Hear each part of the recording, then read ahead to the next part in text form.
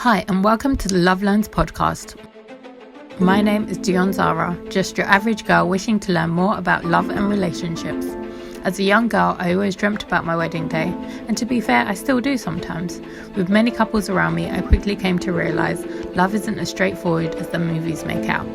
So I thought I'd have conversations with couples who made it past happily ever after to learn more about love. And when I say love, I don't mean like the movies and fairy tales, but I mean LOVE, learning to be open, vulnerable, and empathetic. So if you're ready to learn, unlearn, and discover love through couples, you're in the right place. Hi, and welcome to another episode of Love Learns. In this episode, we speak to Timothy and Rachel, who are a couple who started their relationship off in Belgium and then moved to America, Pennsylvania, after they got married. But they talk about how they dealt with long distance after they were married. So it's a little bit of a different twist. So far, we've only had couples who have done long distance before they got married, and last week we had GB and Fran who did who did long distance before and after marriage, but this one's strictly after they were married, how they dealt with their long distance relationship. So this is a kind of different episode, but it's one that is full of so much wisdom, and we see how both of them grew during their time of long distance and how a time in their relationship could have crumbled if they hadn't navigated through the long distance the way they did. So their story is quite an inspirational one, I would say. Yeah. Let's say hi to Tim and Rachel. Hello. How are you? We're doing good, thank you. Good. And yourself? I'm not too bad myself, thank you. So yeah, let's give us a bit about you guys. How did you guys meet? How did you end up in long distance? Give us a little bit about you guys and how you met. Okay. So I grew up in Belgium for a time, and we met at the school that my parents taught at, and that was in 2014. Mm-hmm. Yeah. So we met at uni. Basically, we were both in our first year, and we didn't really know each other until like 1 month into the first semester. But we had the same classes, lunches, dinner, etc. And I think we just hit it off. We hit it off. We became like best friends, yes. Almost like a brother and sister relationship. Mm-hmm.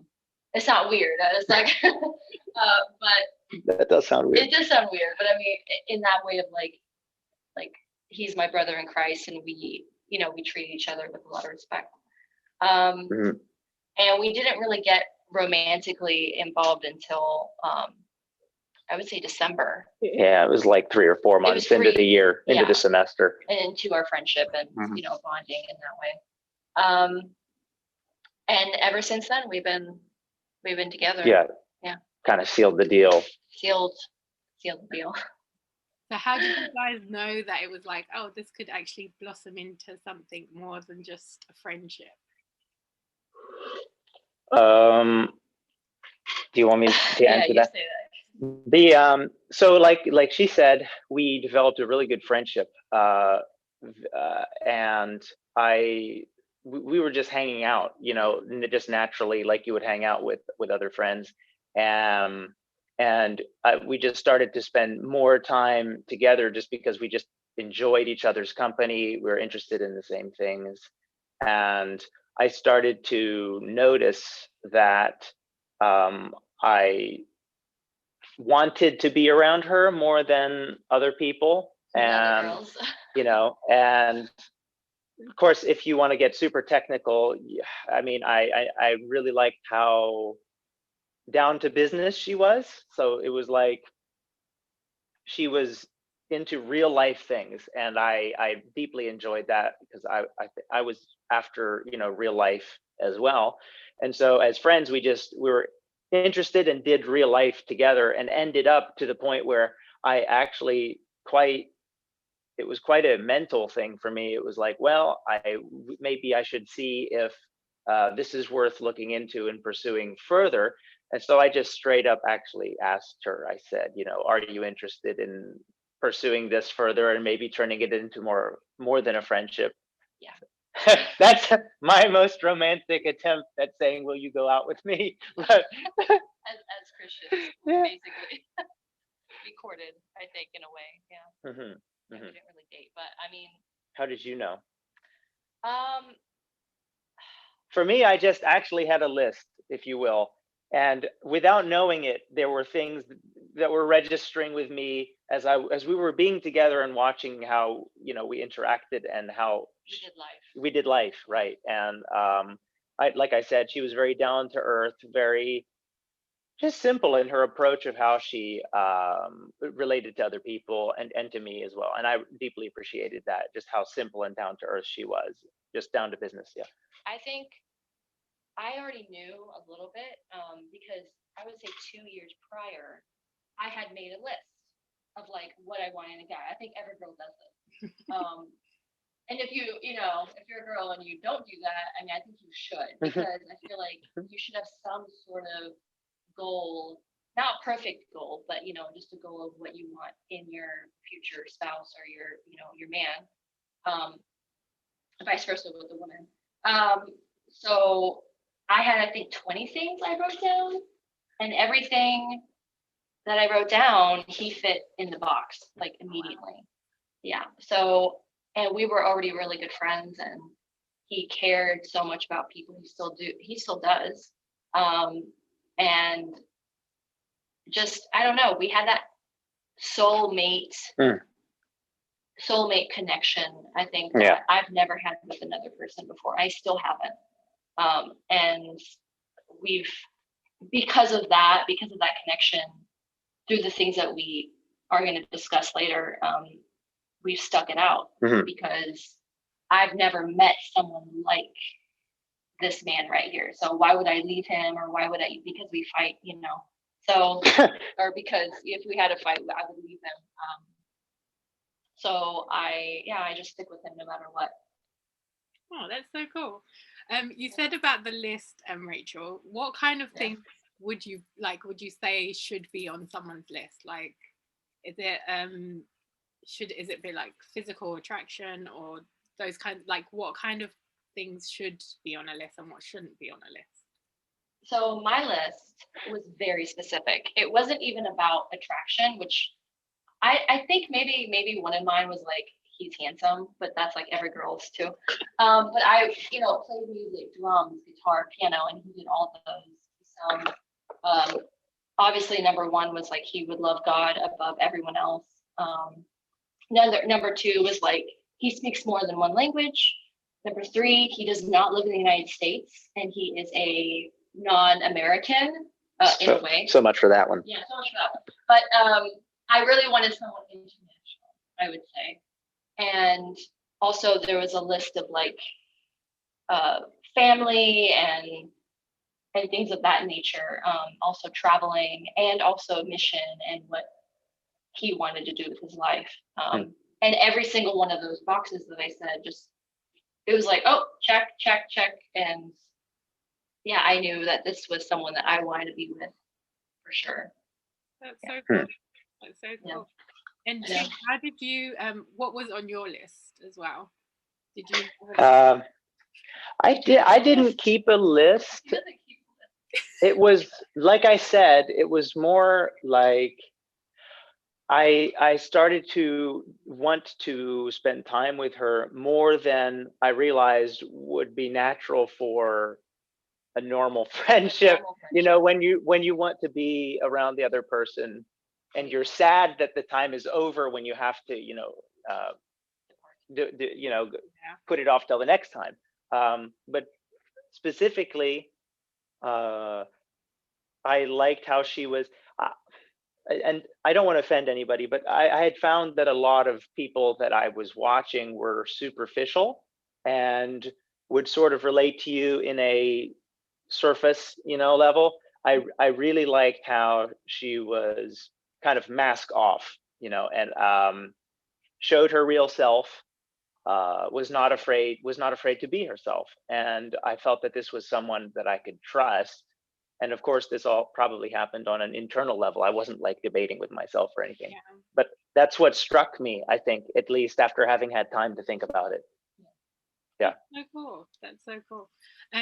Because what I have noticed in like with relationships in the part, like overall with friends and just people around me, most of the time the girl has a specific list and the guy's kind of like, well, she was just being her, like, and that's what attracted me to her, kind of. Like, it's all like, yes, most of the guys that I've spoken to are like, I don't know, it's just something about her that she was just open to, or like she was just being herself, kind of thing.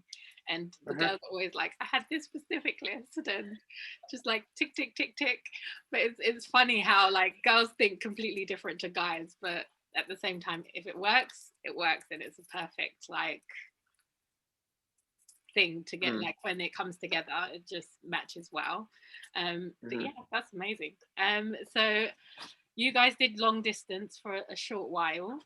Wow. we'll get into the details of that, but like, how did you guys, you didn't do it whilst you were dating, were you? Like, could you give us a little bit more detail in how your long distance kind of worked out for you guys?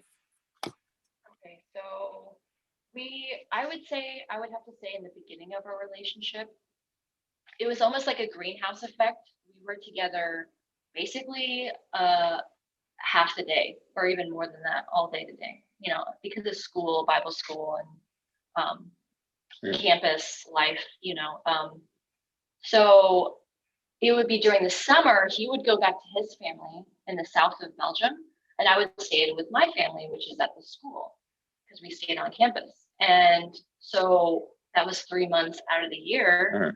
And we would, I think, every few weeks, once at least during the summer. Yeah, once at least during the summer, he would come up and he would, stay with my family, stay in a room and visit for a time, or I would come down and visit him also. But that during our dating time, it was very rare for us. Quite non-long distance, actually. Yeah, during the dating. Yeah. But it was when we got married, that's when we were long distance, which I think is not as hard as I think people may think it is. I don't know. It was difficult, but after we got married, we were together, courting, or like deeply being friends, if you will, for let's see, a year and a half. A year and a half. Yes, and then of which 6 months was an engagement from Christmas until that summer of 2016. And beginning of August, we sort of settled in. And during August, since she was an international student, we went to the embassy at the courthouse, the local courthouse, and we put in our marriage license and said, hey, by virtue of marriage, which I had learned from my parents, because my parents are also international. My dad is Belgian. My mother is from the States. They actually just put in their marriage license to the courthouse, and she somehow got the paperwork. So that's what I figured was going to happen.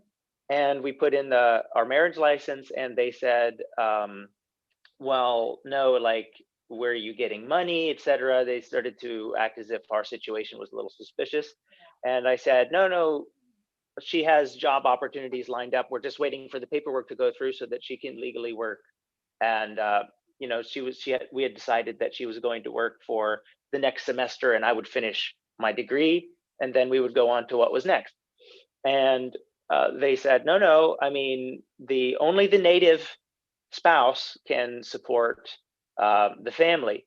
Yeah, no one else can be the breadwinner. And so it turns out, we learned after that the law had changed very shortly before we got married. Like, I think it was definitely during the preceding year, not even a year prior. And we had assumed that the system was working the same way it had before.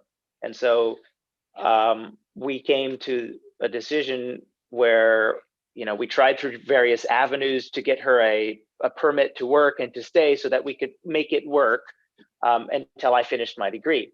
And it ended up that in December, following our our July marriage, she had to leave the country because her visa had expired. Her international student's visa had expired. So I finished the second semester of my last year on my own, and she stayed with a family member here in the States, and I finished my degree in Belgium, and that was 7 months. Yeah, and then she came back in midsummer of that, after I finished my degree, 2017. And I thought that it was going to be relatively straightforward to just me get into a job that was going to put the paperwork through. And the amount required to put the paperwork through, the amount of income expected of the native spouse, turned out to be way more than just starting positions were offering.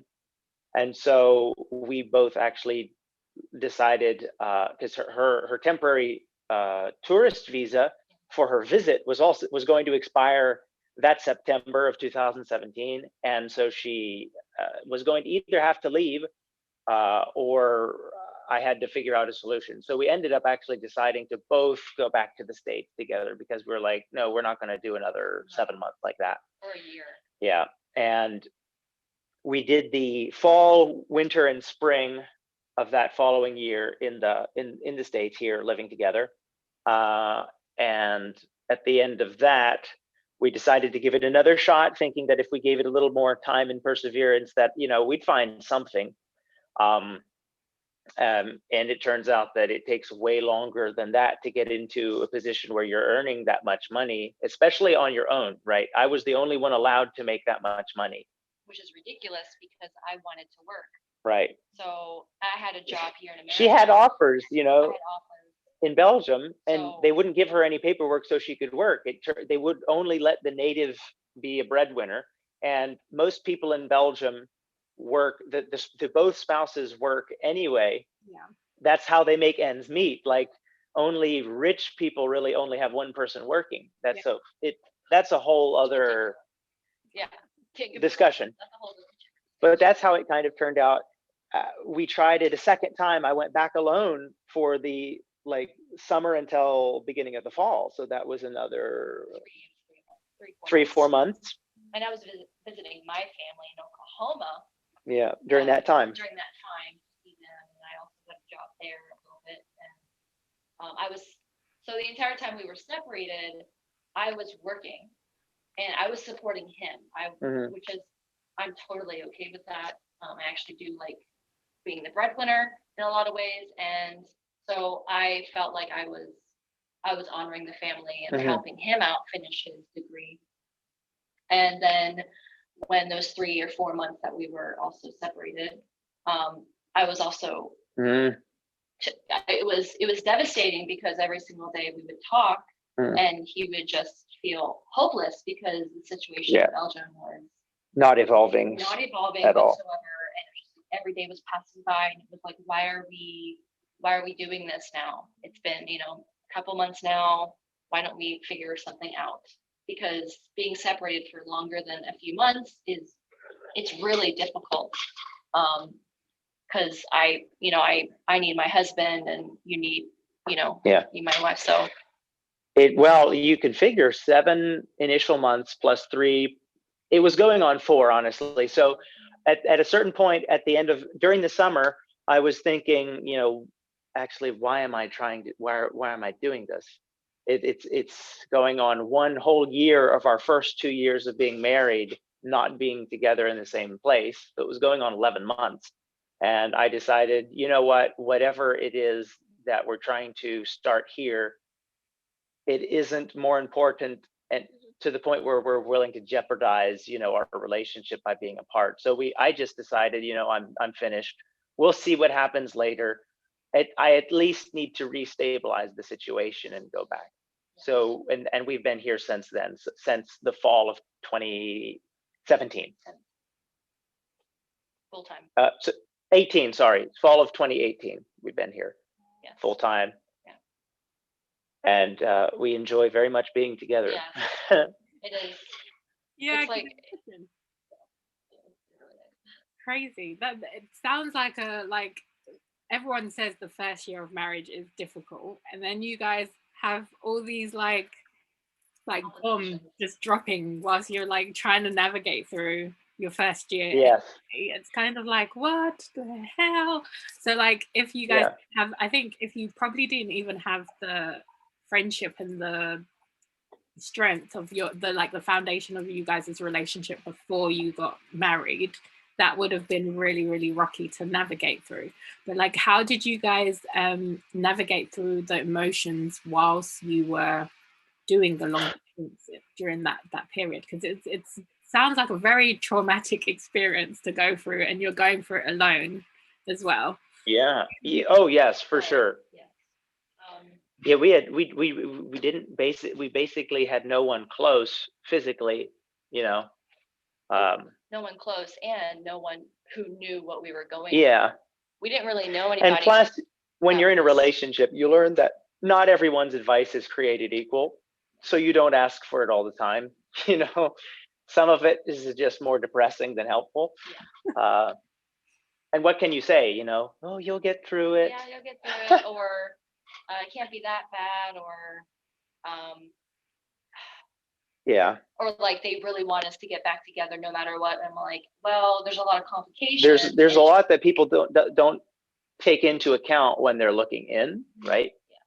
They just see the surface level, and they don't actually go deeper than the skin and see what's underneath and the underlying condition. But how did you handle it emotionally?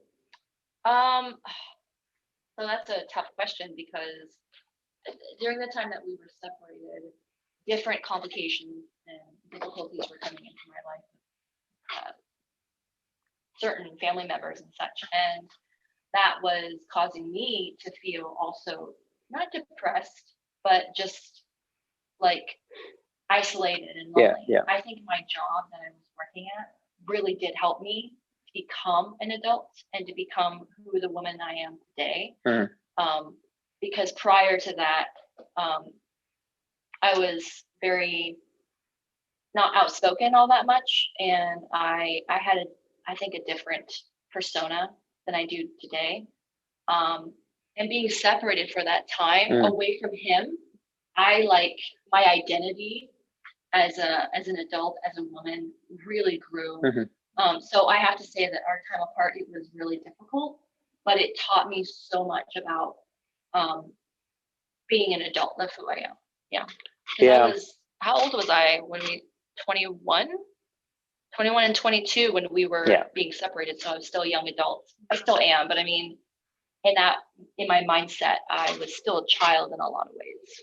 You could actually say, this kind of plays onto the other question that you asked us, what preconceptions did you have before going into marriage? I think that had a lot to do with kind of the growth and maybe the shock of the situation.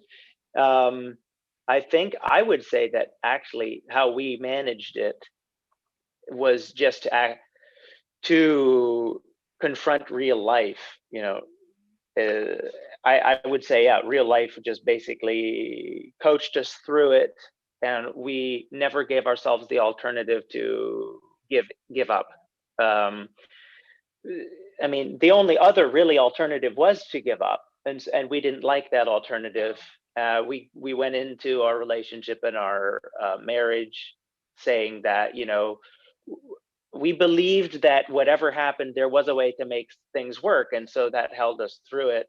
And like she said, I also went through things during the last part of my school year, doing admin, I was basically in lessons in the morning. At noontime, I was trying to wrap up admin for trying to get this paperwork through. Then I was doing my schoolwork and trying to participate in my extracurricular activities that I had engaged in, that prior to not knowing that I was going to be so busy, right? And trying to fulfill all those obligations. And I think that, at a certain point, you realize that some things have to be done, and you just get on with it. I mean, and the other alternative is to not do it. To not square up your shoulders and face it, and then just turn and run. So a growing up moment yeah, for us. Yeah. The preconception of that it was going to be delightful and easy was not helpful. Like most people think, like you get married, Yeah. magic wand, just like everything perfect. My God, I've never heard such an unhelpful piece of advice. Yeah. Wow. That's crazy. It is crazy. When I hear you guys' story, I'm just like, whoa. But it's good to know that people go through things and they can still make it through. Like, because I see you guys on Facebook, and I'm like, oh, they're like doing well as a married couple. Like, they're a happy married couple, and that's very well, actually. Like, if I may say so myself. Yeah. Yeah. So it's amazing to see that that transition. But Rachel, you did mention about like evolving as a woman during that time. Tim, how was it for you to like see that like that change in Rachel whilst you guys were apart?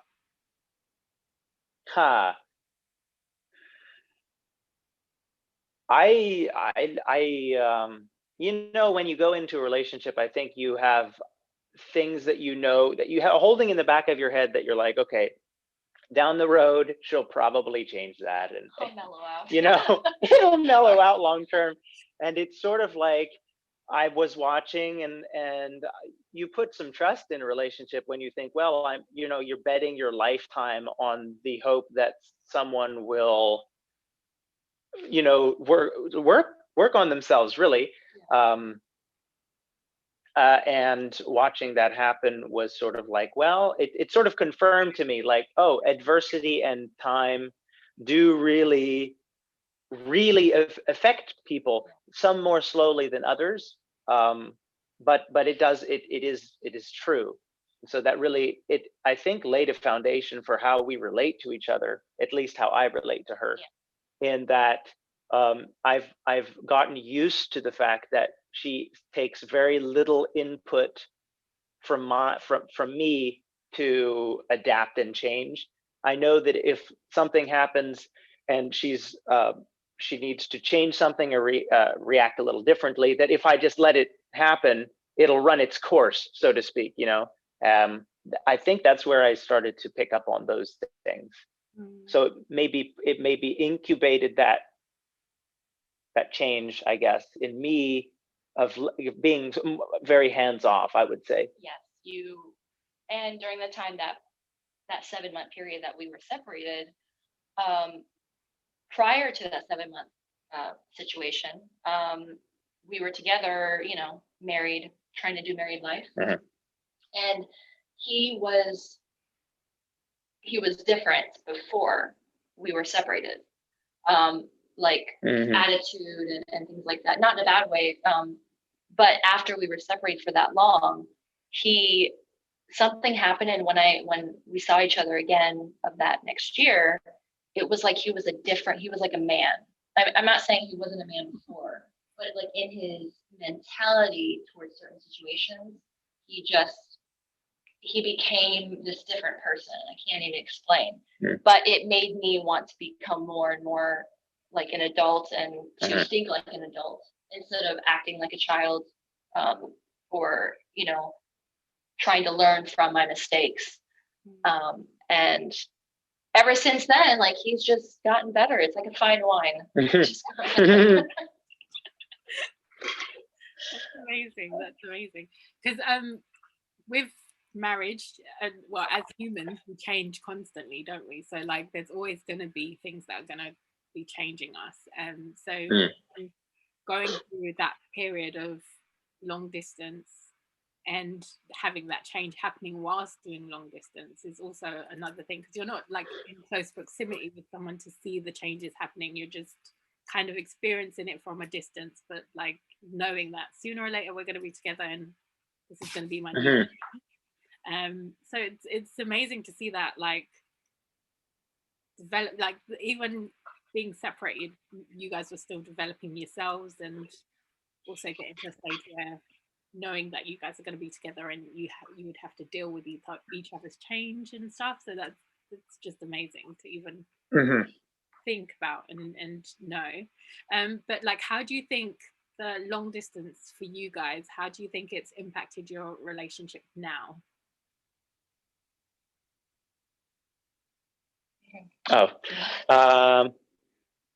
I would definitely say that it made us, you know, definitely for sure. You have no other alternative, but to work things out when you can't run and hide because there's nowhere really to hide. I mean, the other person, you communicate via text and phone and calls and whatever. And when you're there, you have no other alternative but to articulate what's going on and kind of work it out. And it forces you to get a plan going. And I think that is important, because when you're together, you can kind of get away with just quote unquote hanging out. Yeah. And when you're apart, you can hang out, but it's like, what's going to happen next. Yeah. And all the flaws and ways that you deal improperly with the other person sort of come to the surface. And I would say that a good analogy, I think, just came to me would be to compare it to a fire.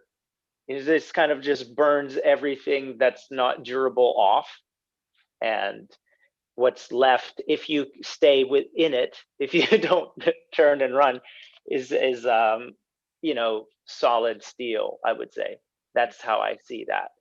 Mm-hmm. Little gold nuggets, like yeah. And it's hard, we shouldn't pretend that it wasn't easy. There was a lot of emotional distress at certain points, but what are you going to do? What are you going to do besides deal with it? Keep on going. And how did you guys deal with it though? Like, what made it easy for you? That's still a mystery sometimes, right? That's a huge mystery. So what do you think? How I deal with my emotions, or what I used to, I would just bottle it, and it's like a volcano, and I'm happy I'm not like that anymore, because it's very destructive. Hardly anymore. Hardly anymore. Well, yeah, I'm not perfect, but before it was really bad. But yeah, I'm happy. How did you deal with it though? I bottled it down. I would cry at night. I would, cry myself to sleep, which is really depressing, but that's how I'd cope with it. I wouldn't talk to anybody about it because at that point I had no one to talk about that situation because no one understood. And he was the only person I could communicate with. So we would just kind of be bouncing back our feedback or our emotions. And I think you would try to help me, but you didn't know what to do because you weren't there. You couldn't hold me and console me and be like, it's going to be okay. So I had no one to really help me physically in that moment. I was sort of conscious of what was going on a semi-cognitive level, we'll say. Whereas I think it's safe to say probably you were experiencing it purely emotionally. Yes. Right. I had some sort of idea that I was trying to formulate and work through to try to get somewhere, in both in the emotional problems that the separation was bringing and the administrative problem that we were working through. The way I got through it and tried to help her was basically just saying, we're in this together. We're trying to build a joint project. if we still believe that it's worth it, we have to press on, and kind of disregard the momentary ups and downs of emotions, and be like, well, these don't mean anything in the grand scheme of things. It's more like the long-term goal is what is worthwhile pressing on for. And if we believe that it's worthwhile, we have no other alternative but to continue to work on the current problems that we're facing day after day and just move on with that, which I think we've learned and retained as a lesson of how we deal with things now. Yes. Yeah. It's taught us a lot being in those situations, and how we treat problems today. Very much. When problems come, we usually always find the focus in the center. Yes. Of why we're having that discussion, or why we're having that disagreement. And I will add, if I may, that I talked before about the hands-off thing. I think really it did teach me that sometimes much less is way more than we think, and that time really does have a way of presenting you with more details that you were not aware of before, and that it naturally brings resolution to things. And that's really what happened. Yes.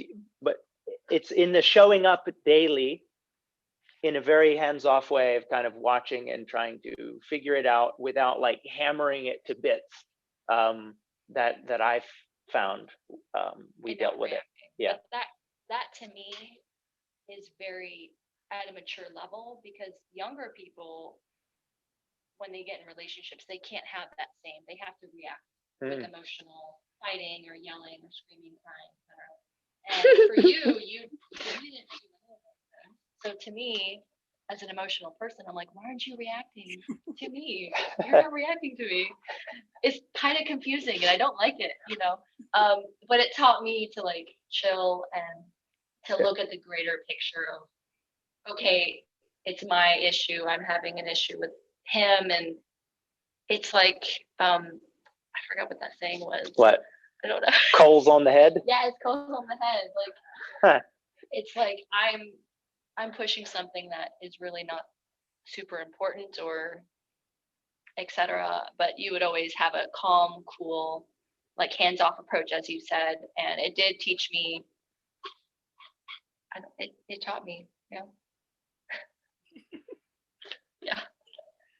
That's amazing, because it is, emotions is a lot of things, but sometimes you just need to step back and be like, actually, let's think about the bigger picture here. It's not just, I know I'm feeling this right now, but how is this what I'm feeling actually gonna impact later on? It's not. So let's deal with the logic side of things, how we can manage it, and finding that balance between the logic and the emotions. Obviously the emotions will be there, but learning to deal with it as an individual and in a relationship as well, but giving grace to the person as well, so that they have room to grow. So it's a balancing act, but it's good when you've worked it out between the two of you, and actually allowing time, as Tim said, to play out and show you all the creases so that you do, but being constant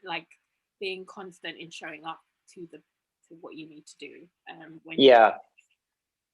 So it's not hands off completely. Like, it's not like I didn't care. I did care. No, you care deeply when you use the approach, but it's more like restraining any activity that you're not sure is absolutely measured and thought through before.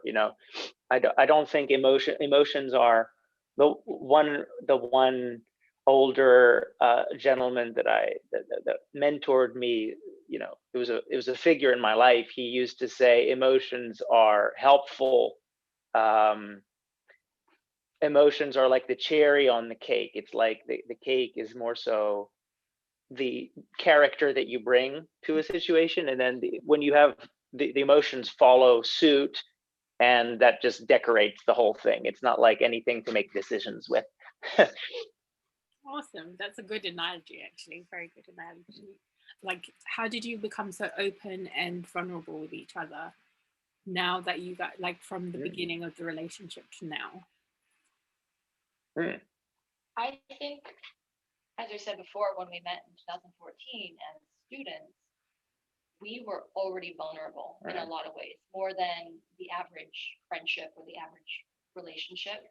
Yeah. And in fact, people remarked on that and saying, no, it's not good. It's so not good. It's yeah, not good. Don't tell people your secrets like that. Which I understand at a point. Yeah. I can understand why teachers and students and certain people would say, oh, that's not good. You shouldn't be sharing that, or you shouldn't be so close to each other, like emotionally. You shouldn't get attached.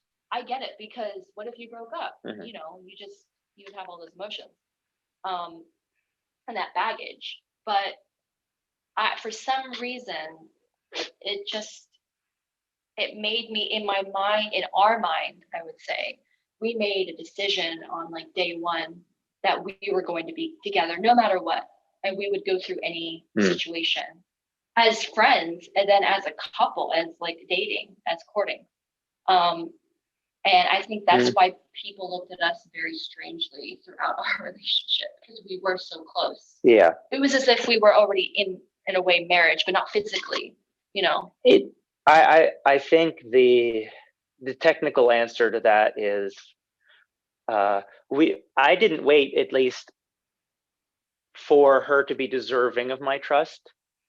I sort of decided to trust her and risk being badly surprised, which we were multiple times. It's not like offering trust brings on ensured success of anything. No, we were, well, yeah. But I would say though that offering trust to someone, knowing that it might turn bad, and this is a lesson that I personally learned the hard way. We went through a spell when we were courting, dating / together before we were married, where the deadline basically of are we going to continue seriously with this was approaching, and we were still actually having some issues emotionally, where we weren't able to find resolution with certain behavior things that we were confronting each other on. And it was particularly painful to me because I had made the decision prior to not react and to kind of be peaceful in the situation. And when you do that, sometimes you just get battered. And I made the decision, I realized, I think, and made the decision that the only way out, for me at least, and for the both of us as a couple, was basically going to be if at least one of the people was going to offer trust regardless of outcome. Because if I realized that if I was going to start putting myself on a guard position and start arguing from how I could come out at least level, if not on top of the arguments, I realized that we were going to both be at a loss. So I thought to myself, well, the best outcome is probably if I risk being vulnerable. And at least that's how I reasoned it, and that's how I reasoned with it today yet still. And it's still a risk sometimes, but it's gotten to be a very much more easy risk to make, because you get used to the outcome being better generally long term. Like a fine wine. Yes, like a fine wine. Yeah. You and your wine. It is. It's like an aging wine. That's so good. So good. God, so many like nuggets in this, honestly, guys. And how did you guys navigate with empathy at the beginning of you guys' relationship? She's naturally empathetic, feels other people's emotions. My growth in character allows me to, let's just say that it's quite a bit more mechanical for myself. Intellectual. Yeah. I behave empathetically because I know that is the best alternative. At least that's how I manage it. Yeah. I think want to fix everything. Yeah. And everyone. Yes. And I think that can have a really good outcome, and it can have some pitfalls to it. And with him, he didn't really have a lot of things to fix, but again, he's not super emotional, as I've said many times. Not that it's a bad thing, but sometimes he's very, as he said, mechanical, like almost robotic in a lot of ways, which is fine. Everyone's different, and I'm all for it. But I would have way more empathy than he would to certain situations or to certain people. So it was difficult. In between us, I would say that we've been empathetic. Yes. I've learned. Yes, we both have rubbed off Yes. of each other, Yeah. on each other's, like, I'm more intellectual now because he is, and I think more logically, and he's also more, oh, maybe that's why that person said that, or maybe that's why Rachel is like that because she's emotional, or so it's because we've rubbed up on each other. It's great. Yeah, like a fine wine. I don't know if that's what to say that. I think I'm gonna call this episode "Fine Wine." Yeah. Now I want wine. Now, come on. We don't have wine, so. Yeah, that's awesome. You guys rubbing off on each other, do you think that happened from the long distance, or do you think it just kind of like just being in close proximity with each other, you guys have just kind of worked into kind of like merging into two, like a rosé rather than a white wine and a red wine? Like a rosé. I think yes, because we're together, every day now. Would you say it's the proximity that did it? Yes, I think so. I mean, probably the long distance did help a little bit, because I would have to communicate to him logically, and when I would respond to him emotionally, it would be kind of hard because I would cry or I would get upset, and he can't console me emotionally. Yeah. He can say words, but words don't matter to me all that much for some reason. I mean, I would have to then logically discuss with him. Yeah, that's right. That would have rubbed off on you. I think that's how I learned how to speak his language in a way. It's hard though. It's very hard to speak his language because you have to really concentrate on what he's going through or what he thinks. Yeah. What that other person thinks. I think that's a good answer. Yeah. But dealing with another person inevitably does that, I think. They have actually, I don't recall the source, but I think they have tests where they measure behavior transfer between people living in a group, and it evens out. It's like the dilution of a substance into a dissolvent, That's how it works, I would say. Yes. Cool. And if you guys were to advise someone who's going through something that you guys went through, so the long distance that you guys went through in the beginning of the marriage, what would you advise them? Always be patient. I feel like, and I know that's very, I think, cliche, but it is so important, especially when communication is very hard to come by, especially when you're doing long distance in a different time zone, but even not, it's patience and understanding, empathy for the other person. Also, at one point, the long distance relationship has to end at some point. I don't think anybody can go for a very long time. It's probably possible, but I think that's so unhealthy for a married couple. And I would say you need to both, as a couple, come to a consensus of a goal. To be okay, what's our goal in life? How are we going to get there?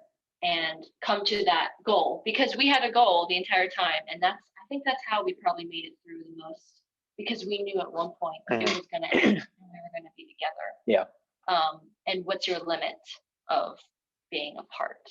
Mm-hmm. So yeah, patience and having a long-term goal of ending that time apart is would be very good. Yeah.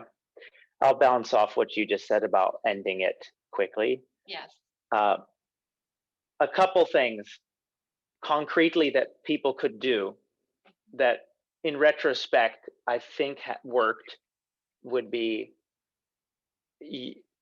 I don't know that you will get away with not having a goal. Like, I think that ambiguity is going to make, number one, relationships, but especially long distance relationships, it's going to make it tougher, if not endangered. Yes. If you don't know what you're both aiming at in terms of, well, okay, is this going to end one day? What are we both going to do together? Is there a point to this? Not just like, oh, well, let's see how we get to know each other long distance, etc. Like, no, I mean, what is the purpose of this? Otherwise, what's the point? So I think, and having a goal in mind, namely to end the separation at one point, if that's where you're going, is important. And then I would add, I think you have to have a commitment to showing up and dealing with whatever is on the table at the time, and just doing that repeatedly until you make progress. I think that will make progress long term if you show up and you just work the problem. Work it through. Yeah. Even if maybe the other person doesn't want to do that, at least you are trying to get deeper. Do the work of removing the ambiguity, I would say. Ask the hard questions. Yes.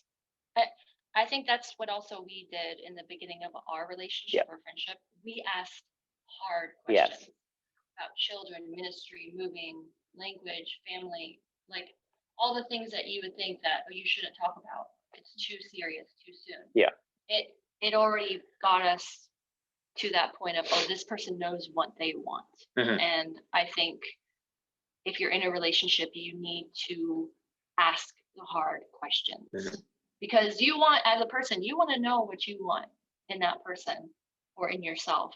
And I think it's very important. And it's scary because you're like, if I ask this, what if the other person doesn't agree? We'll be in a big pickle. Yeah. And I don't know if I can handle the stress of all of a sudden knowing that we're not on the same page anymore, and that it could jeopardize our entire plan. But it has to happen, because it eventually will make you diverge, I think, in your plans and paths. And it's way more rewarding if you do the hard work, put it in, and be on the same page. And you'll have a long marriage. Because a lot of couples nowadays, they end up in divorce, or they separate, or they, have affairs. I think because in the beginning of the relationship, maybe they didn't have that we're on the same page, we want the same thing, or we compromise to get the same thing. Yeah. Or you drop the ball along the way. You can stop negotiating as well. Yes. That's one thing I had said when we prepared the questions. I think negotiation is, I would say you have to learn how to be a good negotiator. And that means not wanting to have it completely your way all the time. You can't be perfect all the time. Even though I wanted to be perfect, I'm a perfectionist. It's never perfect, because life is never perfect. Marriage is never perfect. Yeah. But we try to make it perfect, as perfectly possible as we can. It actually turns into a fun game. For me, at least. For him. I think so. Because it's like you're trying to get the best deal possible that satisfies both people.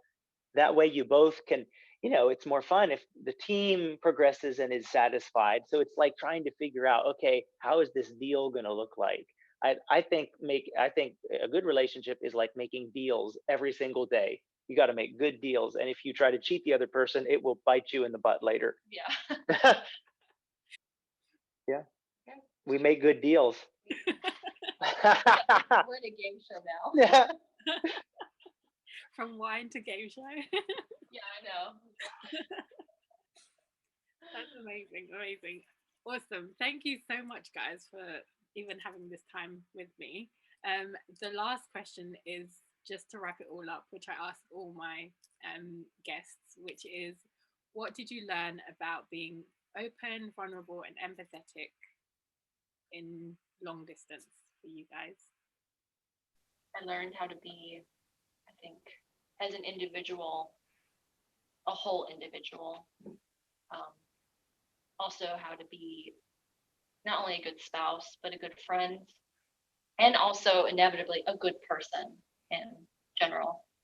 I think everyone needs a little bit more openness of mind, vulnerability, knowing who you are, and showing that to the world, and letting the world know what star you are and how you can be, how you present yourself to the world. I think long distance taught me that it's okay if a problem is too difficult for the present to just take a break and come back to it later. It won't run away at all. But you can take a break. You can take a break. Yes. Awesome. Take a break and sleep on it. Yeah, come back to it, next day. Yeah. Awesome. Thank you so much, guys. Where could people find you if they wanted to reach out to you guys and just ask other questions about long distance or anything else? Where could they find you?